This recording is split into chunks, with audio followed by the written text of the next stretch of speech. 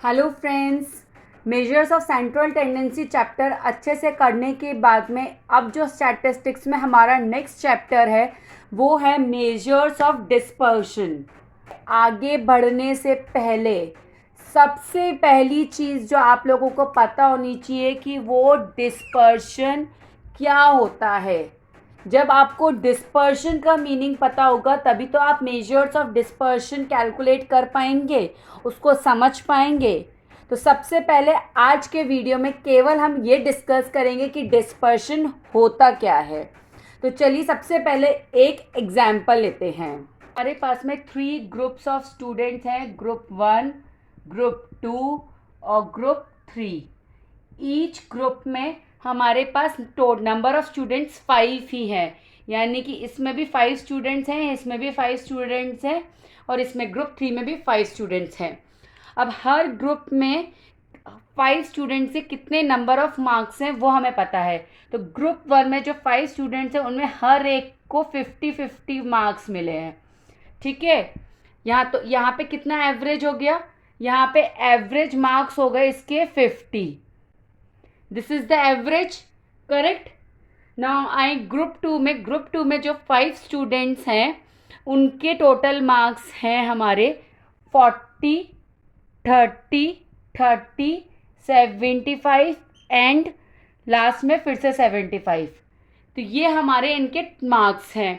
तो इसका एवरेज क्या हो गया, इसका भी एवरेज 50 हो गया हमारा।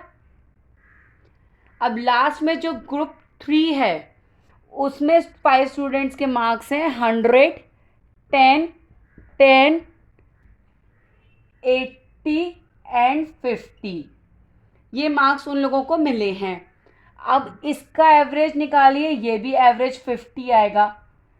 तो यानी कि जो तीनों ग्रुप्स ऑफ स्टूडेंट्स हैं उन सब में 50-50 एवरेज मार्क्स हैं।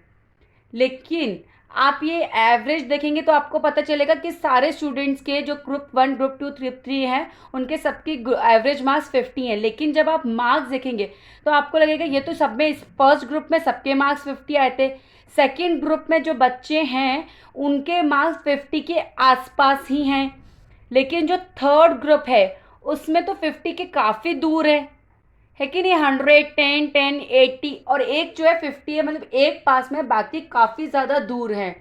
तो यानी कि आप क्लियरली एवरेज मार्क्स से जो डेटा है आपका उसके बारे में क्लियरली नहीं बता सकते हैं। तो ये कितना एवरेज से दूर है। तो डिस्पर्शन का मतलब क्या होता है, dispersion according to English language means कितना स्कैटर्ड है, कितना वेरिएबल है डाटा, कितनी दूर दूर फैले हुए हैं।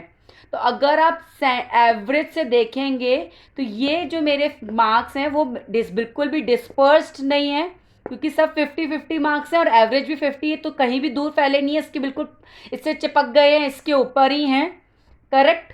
इसमें देखेंगे तो इसके आसपास है, यानी कि लेस डिस्पर्स्ड है, 40, 30, 70, 75। और ये काफ़ी दूर दूर तक फैले हुए 100, 10, 10, 80। तो यानी कि ये मोर डिस्पर्स्ड हैं। तो इस तरीके से हमें डिस्पर्शन का मतलब पता चला। और डिस्पर्शन में हम जो होता है एक जो सेंट्रल वैल्यू होती है, जैसे कि यहाँ पे हमने एवरेज लिया है, उससे देखते हैं कि हमारा जो डाटा है या आइटम्स हैं वो कितने डिस्पर्स्ड है। That is our dispersion in the statistics. और मेजर्स ऑफ डिस्पर्शन हमें ये बताएगा कि हम ये डिस्पर्शन की, यानी कि सेंट्रल वैल्यू से कितने दूर है डाटा, वो हम कैसे फाइंड आउट करते हैं। अब अगर आप ये देखेंगे कि अगर लेस डिस्पर्स्ड है, अगर आपका डाटा लेस डिस्पर्स है जैसे कि ग्रुप 2 में है, इसका मतलब क्या है कि आइटम्स लेस वॉलेटाइल है, ये सेंट्रल वैल्यू के आसपास ही सारे फिगर्स हैं, तो यानी कि ये लेस वॉलेटाइल है, ज़्यादा ऊपर नीचे नहीं है, करेक्ट। और मोर डिस्पर्स्ड है, इसका मतलब डेटा सेंट्रल वैल्यू के काफ़ी दूर दूर है, यानी कि ये ज़्यादा वॉलेटाइल डाटा है। मोर डिस्पर्स यानी मोर वॉलेटाइल, लेस डिस्पर्स यानी कि लेस वॉलेटाइल।